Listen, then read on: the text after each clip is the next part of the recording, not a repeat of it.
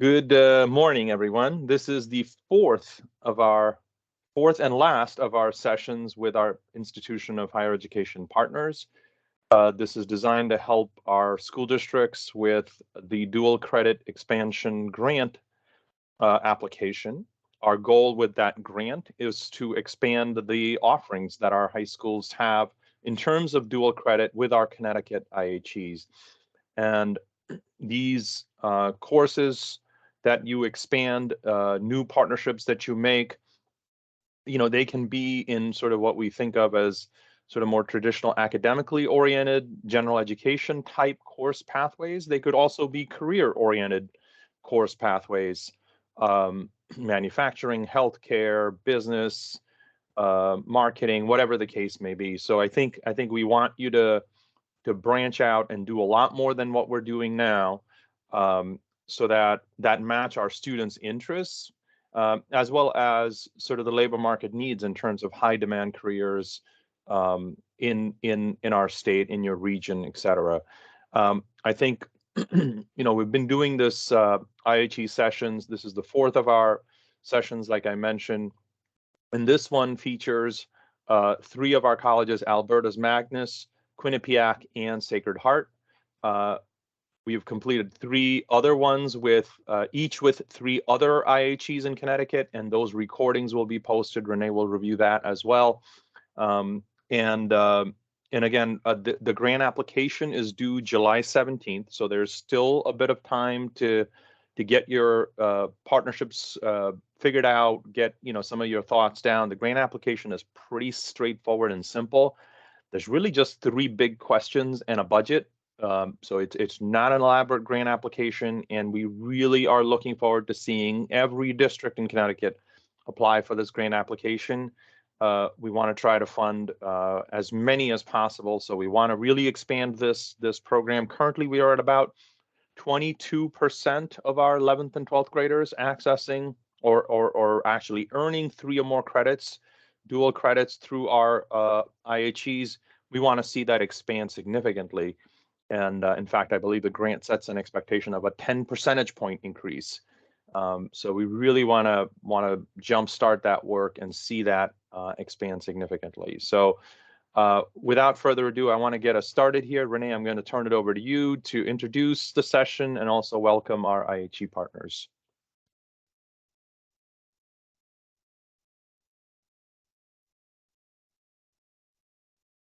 You're on mute, Renee. Good morning, everyone. If you were here at the 9 o'clock session, I didn't start with myself muted, so I got it right the first time. Thank you for coming to our higher ed partners and to our district and school partners. Thank you so much for being here. I'm going to allow the IHEs to introduce themselves first, and then I'll have some introductory remarks, and then we'll turn it over to Albertus Magnus to sort of kick off the content of the meeting. So Justin, if you could introduce yourself to the group, that would be great. Great, thank you, Renee. Good morning, everyone. My name is Justin Sarasoli, and I'm the registrar at Albertus Magnus College, and I have dual responsibility in overseeing our dual credit and college before college programs here. Thank you. I know Annalisa from Quinnipiac's here. She's going to introduce herself, and she has quite a few people from Quinnipiac here joining her.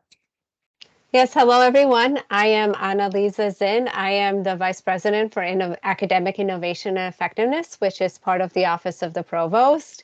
And since we are very eager and have been doing work in dual credit, I also have several of my colleagues here. I'll just mention their names and titles, but you'll hear from them later on since they represent programs that we have and are developing.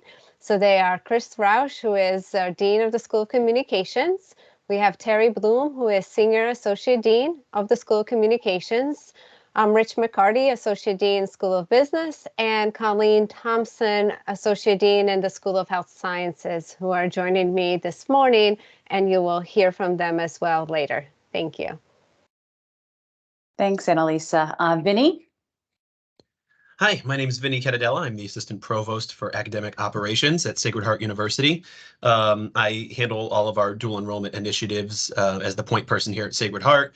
Unfortunately, Mike Alfano wasn't able to be here today. He's our Vice Provost for Strategic Partnerships and the Dean of the Farrington College of Education. He got called into another meeting, but I will certainly be looking forward to talking to you all about our opportunities here in a few moments. Great, thanks a lot. Ajit mentioned a couple of these items from the timeline, but we'll just a quick review. April 6th was the date when the governor and the commissioner announced that there would be this large investment in growing dual credit offerings in Connecticut. May 1st, we followed up by launching the grant overview and application. I'm assuming if you're here today, you've seen that material.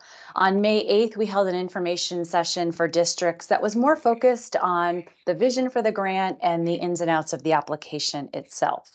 On May 15th, I wanted to mention this meeting. This is a Connecticut Early College Coordinator Roundtable that Ajit and I both attended. I think it's important to mention it because this was a meeting of the coordinators at the post-secondary level. So I want you to know that our IHE partners, they are talking amongst themselves too and thinking about the best way to support the districts in Connecticut so that we can expand dual credit opportunities for everyone. On May 19th, we launched a new website, the Dual Credit Opportunities website. And Ajit, I'm sure we'll put a link in the chat. But essentially, we built this site because we were reaching out to districts and schools in the fall prior to the launch of the grant and asked everybody, what are the obstacles that you're facing when you begin to think about expanding dual credit options for students? And some of the things that we heard, we've tried to address through this website, and that is not knowing where to go to find out information about what potential partnerships look like. And some of the information people were interested in getting access to would be having a point person at each of the IHEs. Who, if I'm in a district and I have questions about what's next for establishing a partnership or what's possible, who do I reach out to? And so that website has those contacts on there. We also have information about sort of example partnerships that already exist, how transferable credits are in the institution's experience, what tuition and fees look like, and whether or not there are fee waivers, et cetera. There's a lot of information on that website. I would invite you to go ahead and take a look and use it as a resource as it was designed to be used for. We have been holding information sessions. This is the 4th of 4. And that started last week and is continuing through this session. And then we're going to wrap it up. But everything will be posted on the Dual Credit Opportunities website. One recording is already posted there. I expect the second to be posted very soon.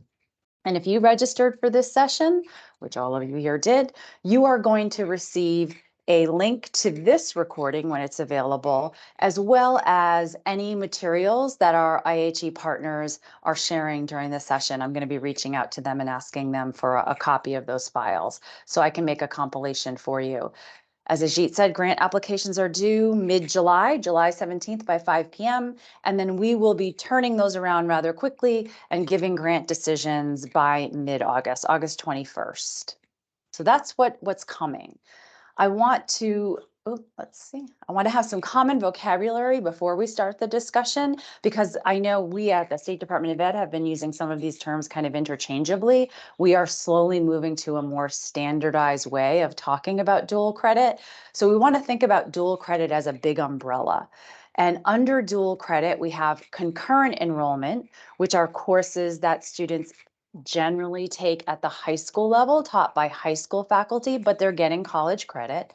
And dual enrollment courses tend to be those courses that are offered on the college campus. So high school students are traveling to the college campus and taking those courses with college faculty. Generally, this is how the definitions are working. But we want you to know that this grant opportunity really encompasses everything under that dual credit umbrella, so concurrent and dual. If you're here today, you've obviously seen the grant program overview and the application. Maybe you've been to a prior information session. A few things I want to point out about the grant. It is designed for startup costs. It is not designed to fund operational costs of offering dual credit courses for students.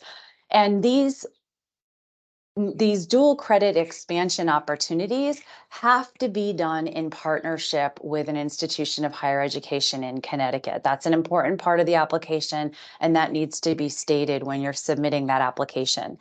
The courses really kind of run the gamut. We want to see expansion of traditional academic pathways. That's completely fine. We also want to encourage thinking about career-oriented pathways.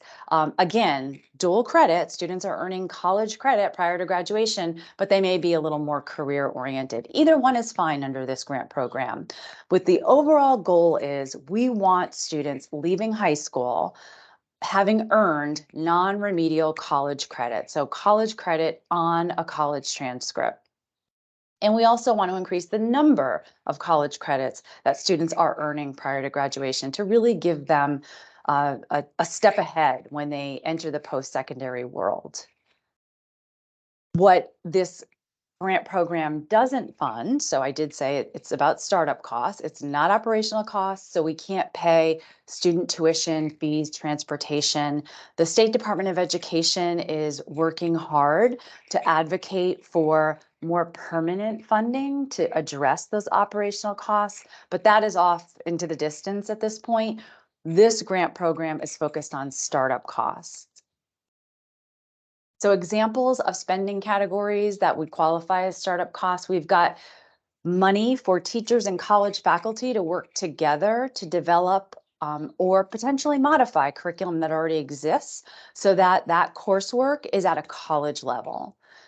We are encouraging people to use this grant money to help current high school faculty potentially fill in some gaps maybe that they need to in their education so that they are credentialed through the university or college to be able to teach a concurrent enrollment course. Because as I'm sure we'll hear from our presenters today, our high school faculty are considered, in many cases, adjunct faculty for these colleges and universities. And so sometimes it may take some additional coursework to get there, but I think you're going to find that as we talk more about this and get some questions answered, there's a lot of flexibility here. That tuition reimbursement could potentially be helpful for high school teachers so that we can expand options for kids.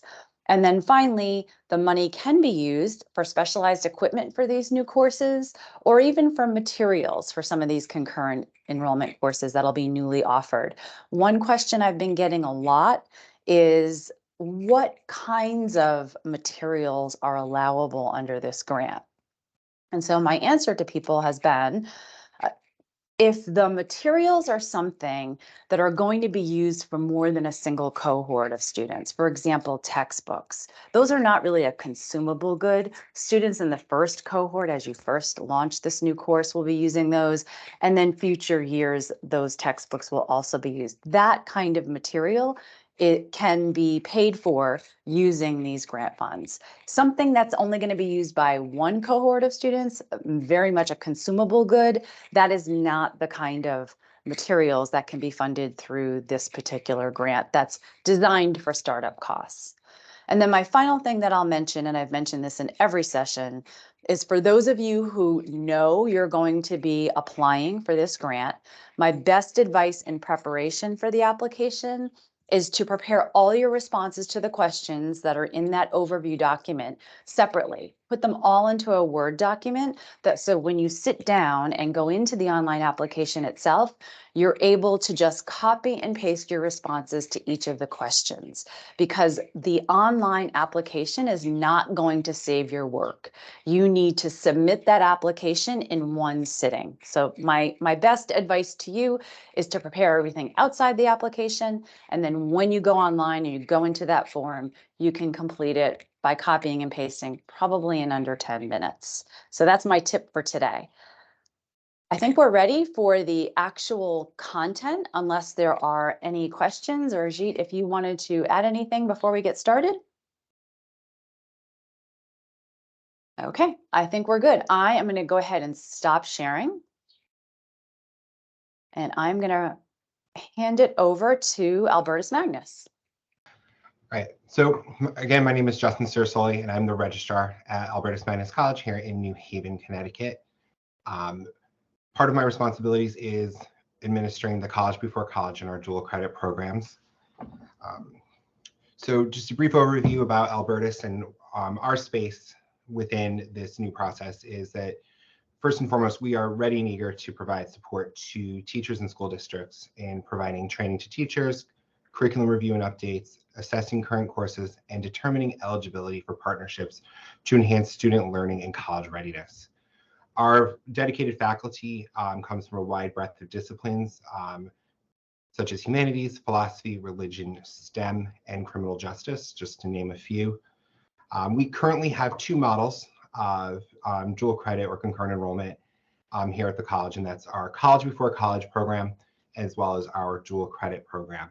Our College Before College is for qualified high school seniors who can enroll in one Albertus course tuition-free, which is taught by our faculty on our campus.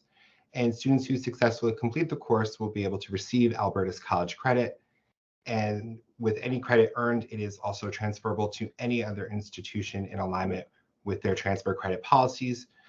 So there's no expectation that a student who enrolls through College Before College is going to enroll at our school, but again, to develop some course content and some knowledge and be able to immerse themselves in the college learning experience. And again, that college credit would be transferable to the institution of their choice. And then we also have our dual credit model, which is where students who attend one of our partner high schools have the opportunity to enroll in an Albertus approved course as part of their regular high school experience, taking the course in their own high school during the scope of their own school day. And again, students who successfully complete this course will receive Albertus credit and again, be able to transfer it to any institution of their choice upon graduation. So within the realm of College Before College, this is where high school seniors will, in this program, typically take either a 100 or 200 level course that we would normally offer to our first year students, subject to availability. We enjoy having our students in our introductory courses because they tend to be with students who are also taking college courses for the first time. So there is similarities within the students who are taking the courses. Courses in the past that we have offered through this program include business communications, introduction to psychology, sociology, criminal justice, within the history and political science arenas, and sport management, and some business courses. I won't name all of them, but we do look at the courses that are offered, and we try to give a breadth of choice to the students so they can choose which course they want to take that best aligns with their career goals, as well as potential major field of study interest that they have when they go on to college. Currently within College Before College, we have some current partners, which include New Haven Adult Education and the Cedarhurst School through Yale University. So there is some eligibility criteria for College Before College. One, the student must be an enrolled high school senior. They must be in good academic standing with a cumulative GPA of 3.0 or higher. We require, as part of the registration process, a copy of their high school transcript, as well as a brief essay explaining why they are interested in attending Albertus Magnus College as part of this experience, as well as a letter of recommendation from their guidance counselor. And again, students in the College Before College program are limited to one course and may not enroll for additional study until they have graduated from high school. Switching gears to our more dual credit program model. So dual credit courses are offered by Albertus partners varying by high school, but are typically 100 or 200 level courses. Through this process, each course syllabus is approved by corresponding Albertus academic departments to ensure course content aligns with college level expectations. And then each high school teacher is assigned a faculty member point of contact for guidance, support, and supervision. We feel very strongly that it is a collaborative effort between the high school as well as the college.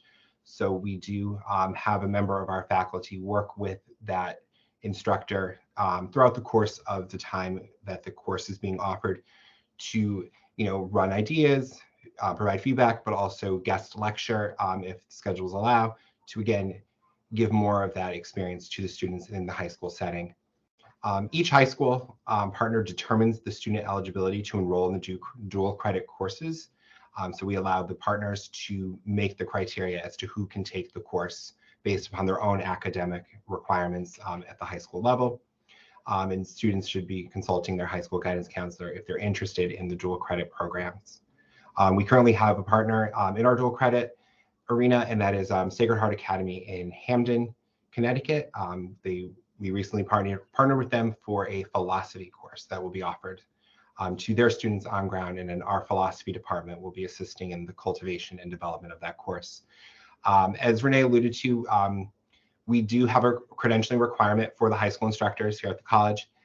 Those high school instructors must hold a master's degree or higher in the discipline that the course is being offered in, or a comparable discipline determined by Albertus. The teacher will be required to submit a CV and resume, as well as an official graduate degree transcript from an accredited institution. Once approved, the teacher will be credentialed as a part-time lecturer in the corresponding department. So it is essentially, we would be making you an adjunct faculty member within our ranks. And then, there could be opportunity down the road if we are in need of an adjunct on campus to call upon the high school teacher to join us in our own academic programs and as an adjunct as well. So in terms of registration and fees, for the College Before College program, as I had previously mentioned, the high school seniors who meet the eligibility requirements for our program can take up to one course for free. There's no tuition or fee charge, and students apply through the Office of the Registrar. For dual credit, our partners ensure that student information is transmitted to myself within 2 weeks of the start of the course, so we can officially register them into the course to award that future credit. The fee per 3 credit course is $65, and each additional credit hour beyond 3 credits is assessed at $20. What that means is, say we partner and we credential a science course that has a lab component, it'd be $65 for the 3 credits of our lecture course. The lab component would be an additional $20. And again, credits earned through Albertus are transferable to other institutions in alignment with their transfer of credit policies. And then this is just our contact information here.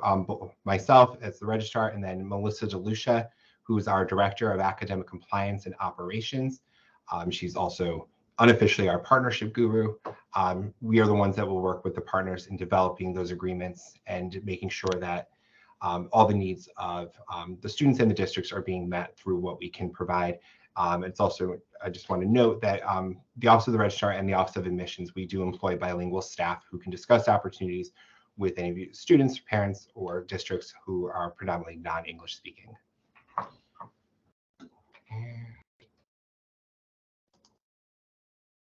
So that's Albertus Magnus College in a nutshell of our 2 branches of our programs, the College Before College, as well as our dual credit.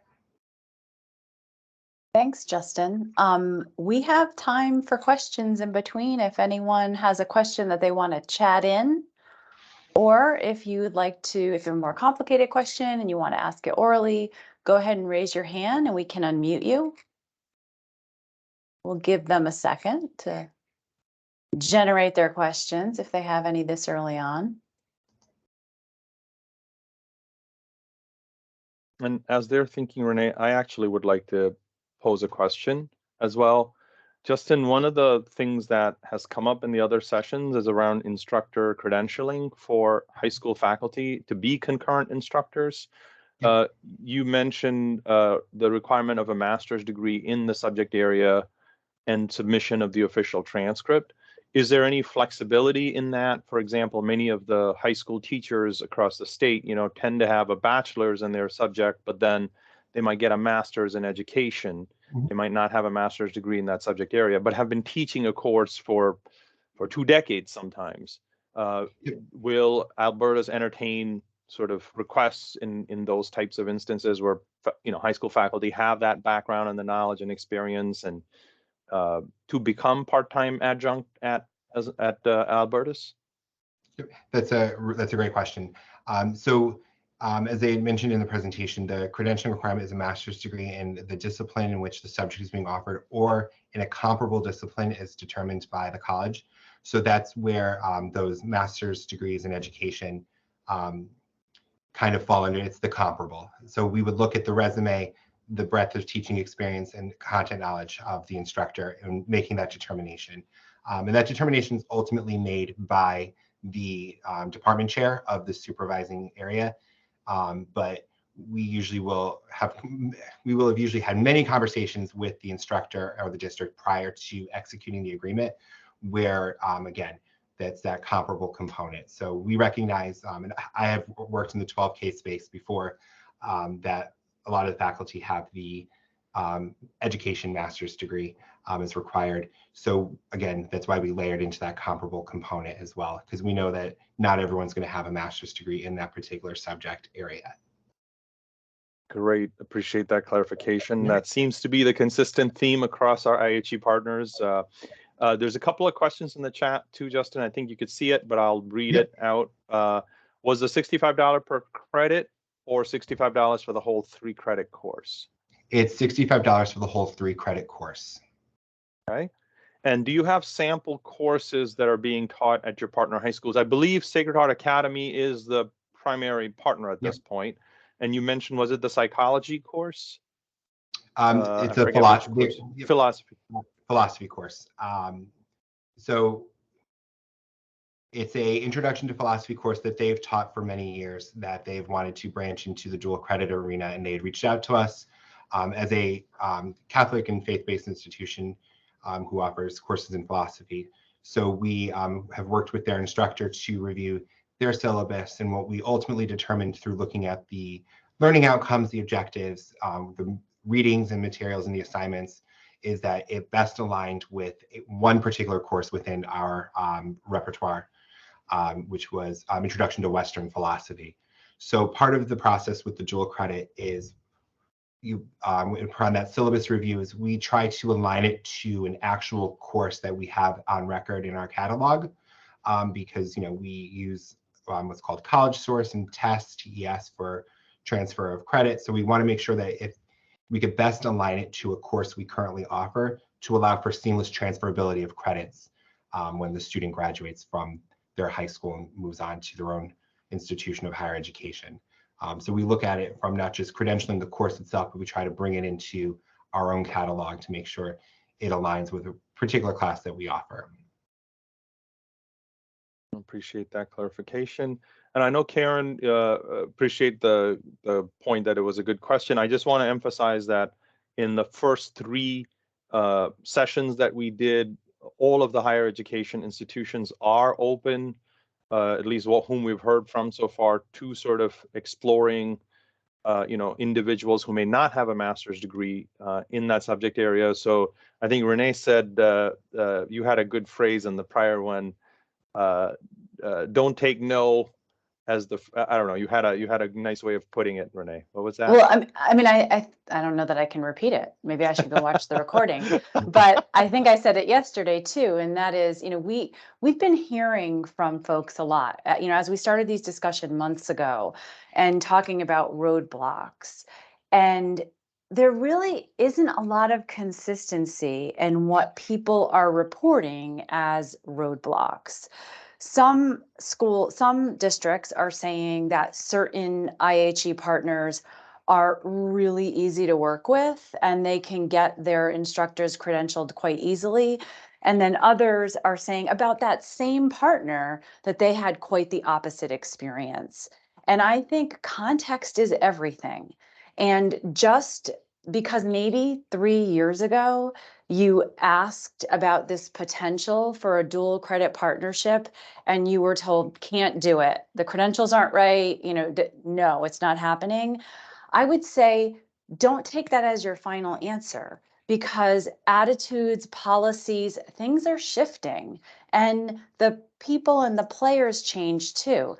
Obviously our IHE partners have to have requirements in place. Of course, quality is important, but I think they are ready, willing, and able to work with you. So ask the question, get specific, and don't just assume that it can't happen. Definitely ask the question. All right. I think Anything else before we move ahead? I don't see any other questions, so I think we can go to Quinnipiac. Okay, sounds good. So hello, everyone. Again, I will provide some background in terms of what we do, and then also invite my colleagues to provide a bit more information. So I think I just, okay. So just in terms of Quinnipiac is that we offer both concurrent enrollment opportunities and also dual enrollment opportunities. I will start with our concurrent, but to tell you a little bit more about who we are, even though I imagine many know us for our hockey championship in the pool, but since we are all neighbors in Connecticut, we've also been grateful to have so many students from Connecticut high schools come to Quinnipiac and thrive. And we're very eager as we strive to be the university of the future, with a focus on preparing our graduates as global citizens and capable for the challenges and opportunities of 21st century careers, to expand beyond the multitude of academic degree programs that we offered, to make a contribution to education and to this goal also for high school students, and then on the other end, corporate education, lifelong learning, and more. So with regard to concurrent enrollment, we have QU Academy, for which I must credit the vision and leadership of our Dean in the School of Communications, Chris Rausch, and Terry Bloom, the Senior Associate Dean, who really have been the visionaries of this QU Academy. So this enables dedicated high school students who are enrolled at our partner high schools to take college level courses from their own classrooms. So QU college credit is earned, and of course it is transferable. As you've heard before, these courses are taught by high school instructors who are certified by Quinnipiac. We were just talking about how generally it's a master's degree, and approval from the QU department offering the course. We do recognize that, especially since our focus has been on career-oriented courses, that the credentials may vary. So we have a process that's called a waiver process. In the event the person does not have a master's degree in any discipline, we focus on the master's degree since these are undergraduate courses. And for a waiver process to enable appropriate professional experience to substitute. So this has enabled us both within our own university and also more broadly to offer career-oriented courses that may have different professional expectations. So as I said, this has been spearheaded by the School of Communications, but it is expanding as of the fall to include courses in the School of Health Sciences, College of Arts and Sciences, and the School of Business. And I have with me colleagues from the School of Communications, the School of Health Sciences, and School of Business that can tell you a bit more about what they are intending to offer. The standard fee is $50 per credit plus a $25 administrative fee. I include some website and our general contact. And while this slide provides just an overview of some of the partnerships we have had with public school districts so far and some of the current courses, I would like at this point to open this up to my colleagues, starting with Terry, to tell us more about really what QU Academy has been doing. And then I also invite the others to tell you more about what we are planning to offer and what's available in terms of opportunities. I guess I'll jump in here. Thanks, Annalisa. Hi, everyone. Terry Bloom. I am the Senior Associate Dean in the School of Communications, as Annalisa mentioned. Definitely have to give credit to Chris Rausch for his vision in spearheading our movement more heavily into dual enrollment here. It turns out that in the state of Connecticut, there is a ton of really excellent media work happening at the high school level, and it was Chris who recognized that there's some excellent work and we should be partnering with that and creating more of an ecosystem. We're very much in that sort of career category, I think. In the School of Communications, we have majors in journalism, public relations, advertising, film, media studies, and graphic design. So we span areas that encompass things like video production, film production, media production in all the digital ways that it's done.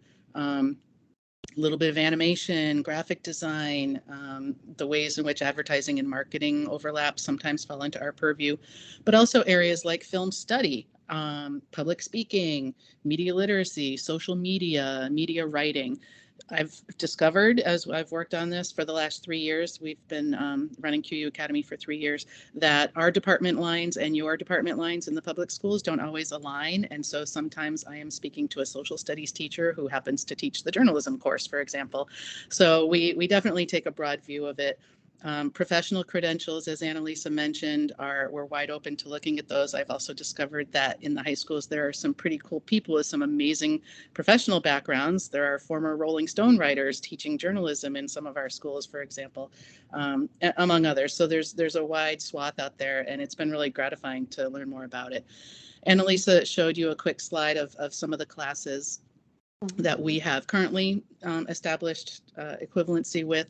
We were working with Immaculate High School in Danbury, Meriden, North Haven. Madison is coming online in the fall. Norwalk has been one of our early partners.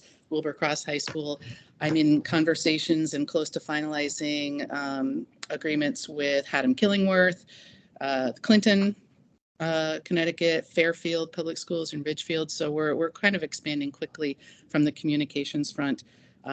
And very happy to say that things are branching out beyond communications. I know that North Haven is working with our drama department coming up in the fall for some theater arts classes. I think the arts is another untapped opportunity here for the right kinds of students for dual enrollment.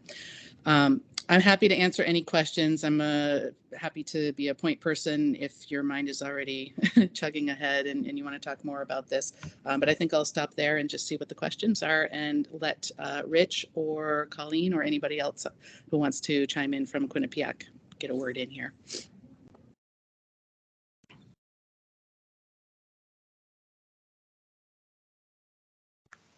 Colleen? Sure. Hi. How's everybody doing? I'm Colleen Thompson from the School of Health Sciences at Quinnipiac. Thanks, Terry. I have to thank Terry for helping us get started in the School of Health Sciences with our planned offerings. So the School of Health Sciences has not yet begun, but we're getting ready to start in the next academic year. And in fact, we were reached out by Danbury High School with a direct interest in a couple of our classes. So we're noticing, as all of you, right, the career-related courses are of very much interest to many high school students, and particularly if they're navigating toward careers in healthcare, right? So the Bureau of Labor Statistics is telling us that those are the careers that are seeing some big jumps. The students are coming here, and the idea of offering them a little heads up, a little leg up, I guess, to coming to Quinnipiac or any institution with some college credit. So the course that we're preparing to launch next year or this coming academic year is a course called Intro to Healthcare. It's perfect for those students that are looking to build their career in healthcare or navigate to an institution that offers a major related to any of the healthcare careers. So it's a great class. Our first year students are required to take it. So it does give them that leg up if they take a course like this. It is 2 credits, and we do have a couple of schools that have expressed interest in this particular class. And the other one that we're also hoping to offer is an excellent course for students thinking about healthcare, and that is medical terminology. So it's a great little class, also 2 credits. It's also required by our first year students in the School of Health Sciences. So the content is appropriate and relevant and prepares them adequately for a career in healthcare and gives them a little bit of a jump start. So we're excited to get started with this initiative and hope to expand to other schools. And I'm happy to take questions.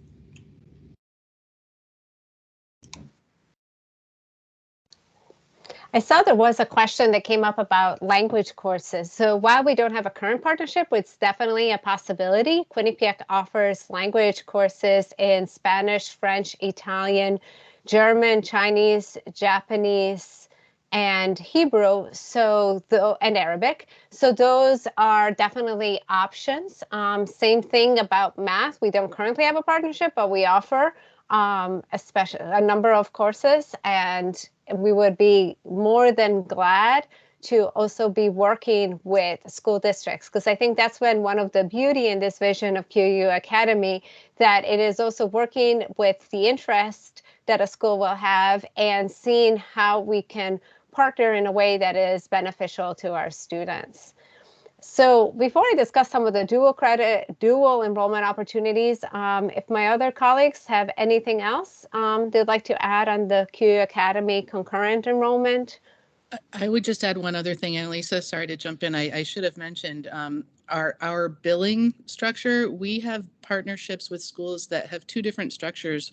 There is the model where the student or the family pays the $50 per credit. There are some school districts who have, funding opportunities, and we have processed district billing, so we can bill straight to the district for an entire class or something like that.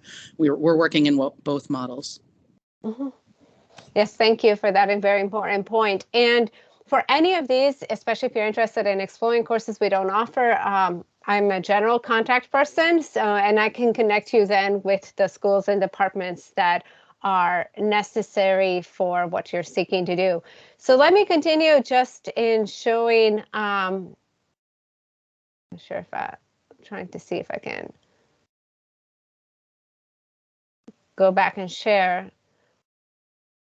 I'm not sure if you're. We are seeing the PowerPoint. Okay, great. So I already talked about that. So in terms of our dual credit opportunities, we have dual enrollment. So we have two major partnerships. These are all based in the School of Communications. So with Ed Rising, this is a partnership we have with Meriden, Hamden, and New Haven school districts, along with CSDE and Educators Rising, which supports this Grow Your Own Teacher program. So this is trying to inspire high school students to pursue a career in education. And we offer the opportunity for students to take an online course at Quinnipiac that would help them. The course we have right now is ED 140. It's Introduction to Public Education and the Teaching Profession.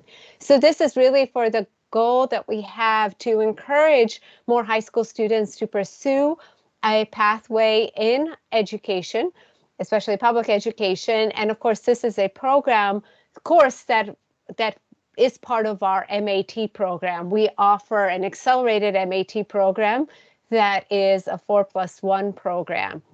But of course, it's transferable credit. We also have a partnership for accelerated learning, which allows students from urban high schools to take tuition-free QU classes for credit. So in this case, we have a few that are general education courses that are online, but in most times, students have been coming to campus for this. So that is a summary of our opportunities, and if we have time for more questions, we would be glad to answer them.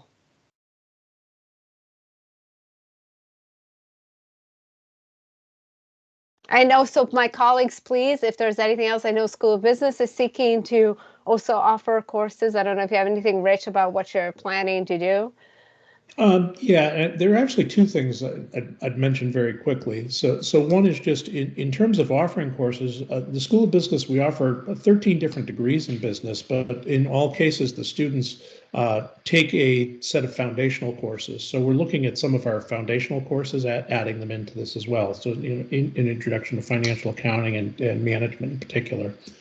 The other area worth noting is just on how the dual credit and concurrent credits just benefit students, because 10 years ago we started called a 3+1 program, which enables a student to complete on an accelerated basis their undergraduate degree in 3 years so that they can complete a master's degree in 4 years.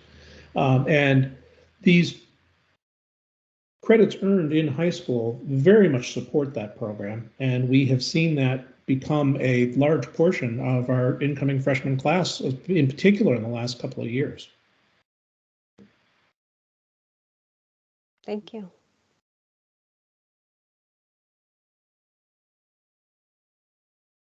Okay, are there other questions for our friends from Quinnipiac? I see one about, are there somewhere online we can find a list of courses for the Grow Your Own Teacher program. Right now, it's only the ED 140 Introduction to Public Education that has been part of that, but we would be glad to discuss it. And I don't, from the CSDE perspective, would you need special permission to include this as a remote learning option? So- that answer I don't know. And let me jump in on that, Annalisa. Just to clarify, the Grow Your Own, that program, is it asynchronous or is it a hybrid thing? Like they come on campus for some time and then they can do some of their materials remotely. How does that part work? So that course has been, the Intro to Public Education course is an asynchronous online. And the purpose for that was to facilitate greater participation. Okay. And does it have any on-campus time? I believe there is some time that they come on campus as part of the program. And I noticed that one of the districts that was not listed was Ansonia. My understanding is that Ansonia is a part of that program as well. It may well be. Yes. Okay. I can. It's just because I know I had talked to the superintendent about it, and he had particularly mentioned your program, the Ed Rising partnership. But in any case, and Taryn, to your question from the CSDE perspective, this would be a remote, a virtual course, if you will, that the student would take, akin to what you might offer, let's say, through a VHS type program, where the student is perhaps doing that course as during one or two of their regular periods during the school day. So it's, if I'm thinking about it in that fashion, then to me there's no special permission or anything that needs to come from SDE. This is a local matter, and you just have to make sure how this fits within the student's schedule and what sort of supports the student has to succeed in that course, etc. There's nothing from the SDE perspective that would come into play. Can I add one thing? Sorry. Yeah, of course. Back to the Grow Your Own Teacher program. And, we had a conversation and actually did a presentation with Ann Deschelle, who is the Dean of the School of Education. And I'm wondering, I know she talked about a lot of their coursework for this program. It's kind of a newer program, and they had started out with a little more asynchronous than I think they might have now, or maybe they're transitioning to less asynchronous. I know she addressed this specifically in our conversation about meaningfully engaging the students who are at the high schools in this program. And they had some, I guess I can't speak for her. I wish she were here because she does a great job of talking about the program. And I would say if this is of interest to people on the call, to definitely reach out to Annalisa so she can connect you with Ann Deschelle to talk about how they've really intentionally thought about how can they have high school students who feel like they are part of the Quinnipiac community. And they've done some really interesting, I think there's some like peer mentoring that happens between the college students and the high school students who are in this program. So I would really encourage you to dig deep into Renee, that. I'm so glad you said that because I cannot believe I forgot to mention one of the best things that's grown out of this, at least for us in the School of Comm, is that interaction. We host usually in March each year, a high school media meetup day where students can come sort of field trip style, and we do workshops on campus. They get to visit campus. We have had instructors and students visit high schools, to do guest talks or do career talks, things like that. And one of the things that we're getting ready to develop, at least from the communications front, and I imagine it's about to be more of a university-wide sort of initiative, is my guess, is some sort of professional development opportunity for high school instructors to come to campus for a day, late spring, early summer time. Because one of the things I'm finding is there's a real hunger to sort of sit down and hash some of this out. and share knowledge. And, how do you build an entire TV studio with shoestring and gum? And, what did we do to get ours up and running? That kind of shared knowledge. It's really made me realize we're part of this larger ecosystem, and there's a continuum of conversation. And that's, to me, that's sort of the exciting part of what's starting to roll out. So I think these relationships will continue to strengthen and solidify in face-to-face as well as virtual ways as these things develop. I think it's a really great time to be involved in this work, because there are so many new ideas that are coming about that I think are really going to benefit students. So it's an exciting time. Ajit, sorry, I kind of took us a little off track there. No, I think that's perfect. No, I think that's exactly right. I put a link in the chat not a link, a screenshot of the slides that Anne presented at the New England conference. That she was there with me, with Chris Todd from UConn, and with Dr. Maduko from CT State. We shared about this, and so those were the slides. The last slide is from STE, but the other 4 slides are from her. I don't know how much you can zoom in and see what's on there, but I think the support structures that you referenced, Renee, are in that slide as well. And there's one follow-up question from Lori, Annalisa, before we move to Vinny and Sacred Heart. Let me see if I'm sure I'm saying it. So does this mean that any of the courses are an option for our high school teachers to teach for dual enrollment? So potentially, if we find that there is a course that seems to fit well with us, we've gone through both ways. Sometimes there may be a high school says, okay, we're offering this course, we think it might be a match. Of course, everything is always has to be reviewed by the department offering a course, but this will give an idea. So they generally match onto an existing course, but I think as you've seen, and of course the School of Communications could say more, we also offer special topics courses, which may vary. So that is also an opportunity in many disciplines to be able to customize. If there's something that is deemed to be equivalent to something we would offer, we may not offer the exact topic in a given semester, but we have a structure with special topics courses. So that's why I provided the entire list of undergrad courses, because of course they tend to be 100 level or 200 level, just in terms of how prerequisites work. Great. I think we're ready to turn it over to Sacred Heart.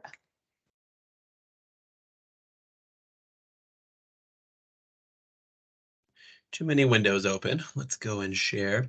So I think a lot of similarities, certainly in terms of how we're running our opportunities versus my colleagues from Albertus and Quinnipiac. So I have a very, very similar deck. I'll run through this quickly with you all, and then obviously time for questions, all right, so we got the right one here. Do you see my presentation screen? Yes. Okay, good. So similar to the colleagues from Albertus, we also have an early college experience, which is the concurrent enrollment, where we would vet courses and instructors from your local high school to see if there's equivalency there, and then we would give credit to the students for the courses they take with you. And we also have a Taste of College program as well, which gives your students the opportunity to enroll in courses taught here on campus, so the dual enrollment option. The pricing and eligibility. For the ECE program, we have a reduced tuition rate, so it's $135 per course for the courses that would be taught in the high school. And for Taste of College, it's a little bit more, with $133 per credit. However, for the ECE students, we do still offer free tuition for anybody who's on free or reduced lunch. So we kind of work with our partners at the high schools to provide a list of those students, and we would waive the tuition rate for those students. And in terms of eligibility to take the ECE courses, again, similar to what Albertus was saying, each high school partner determines the eligibility to sit within the courses that they're offering. What we're really doing here at Sacred Heart is determining if that course is equivalent to what we would offer here at Sacred Heart, so that we can give credit for it. So the high schools determine that eligibility piece, so students should consult with their high school guidance counselor. And then also, very similarly to the other Taste of College, the students do apply, and there's a high school transcript and letter of recommendation requirement to take the courses that are here on campus. These are our current ECE partners. Again, always interested to engage in conversation if anybody's interested in becoming a partner, but we're currently partnered with the Stamford Public School District High Schools, same in Fairfield, as well as St. Joe's High School in Trumbull and Notre Dame right across the street from us here in Fairfield. I gave an example here of some of the courses that we've given Sacred Heart credit for with our partner high schools. Again, kind of a range, and as most of my colleagues mentioned, we're mostly at the 100 and 200 level.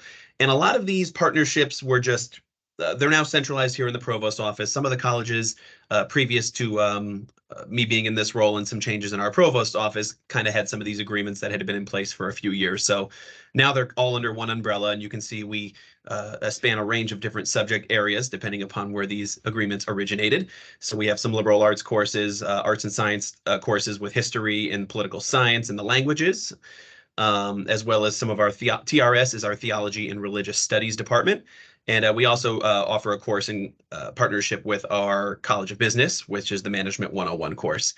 Again, if there's other courses in our catalog that the potential high school thinks there's an equivalency there, or you might have a course that's similar, our department heads, just like they would at Albertus or Quinnipiac, are happy to do a review, and they would review all the course materials they can get their hands on. I put including but not limited to, because I never want to speak for someone else. But a lot of the things that we've reviewed in the last year that I've been in this role, they ask for course syllabi, lists of course materials and content, and of course the learning outcomes of those high school courses so that they can make the determination on if it's equivalent to what we would offer here. And then on to qualifications. To be an instructor for the ECE program, the relevant faculty and administrators for the department overseeing the course would evaluate those qualifications. Similar, it's the resume and transcript that they like to review. And then we would then confer with our high school contact to ensure that those faculty hiring standards are met. Some of our faculty members have brought up if they have specialized program accreditation, whether it's a business program or even potentially a health professions program. There's sometimes more stringent requirements, but all the more reason that we just leave this to the discretion of the departments that would be overseeing the course, just to make sure that the qualifications would be similar to if they were going to be hiring an adjunct to teach here at Sacred Heart. We just want to make sure that those qualifications are the same. And then again, if you guys are interested in becoming a partner, this is just the general process of what we've been doing for the last year since the provost office took over management of these programs. You would contact me first. I'm Vinny. I would work with you to find out what courses you're interested in and gather the necessary documentation. I'll be the liaison. I will send this information to the relevant departments here at SHU to make the determination on course eligibility for credit, as well as if the instructor is qualified to teach that course. And once that's the case, we formalize an MOU just to formalize the agreement, which courses are eligible for transfer, costs for the students, just kind of the roles and responsibilities as part of the partnership. And that's pretty much it. It's a pretty streamlined process. It's a prerogative and an avenue that the leadership here is committed to. So we're certainly be interested in engaging in some conversations if you guys are interested in looking into some of the courses that we're offering and giving your students credit for them. Just my contact information again, which obviously we'll share with you guys later, and the questions slide.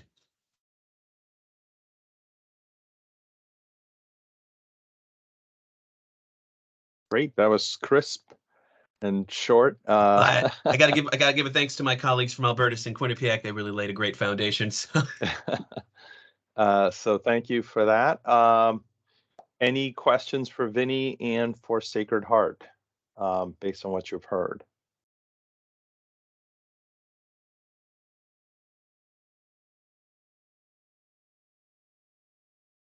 And you can raise your hand or put it in the chat. And just to also mention, like Vinny's contact and a lot of the information that you're hearing from all of our IHE partners is in that dual credit website. If you go to that particular institution's page, you'll see a lot of the same information and contact as well.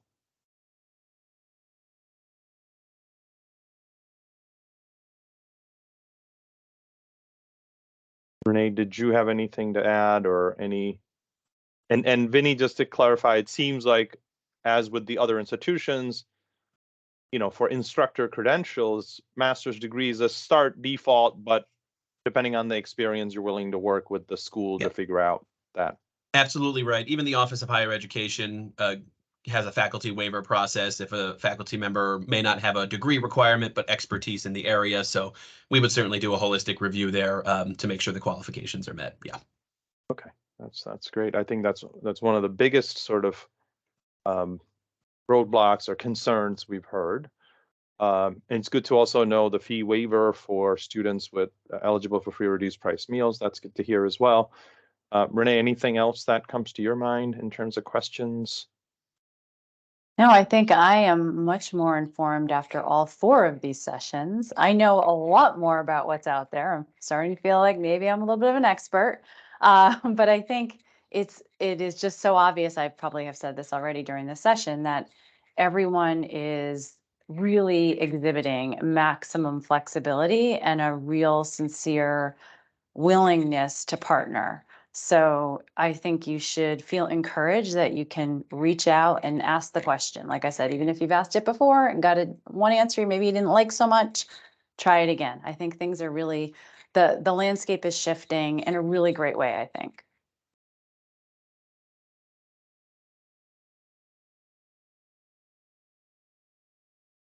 I guess my last advertisement will be the fact that very soon, all of the materials, all of the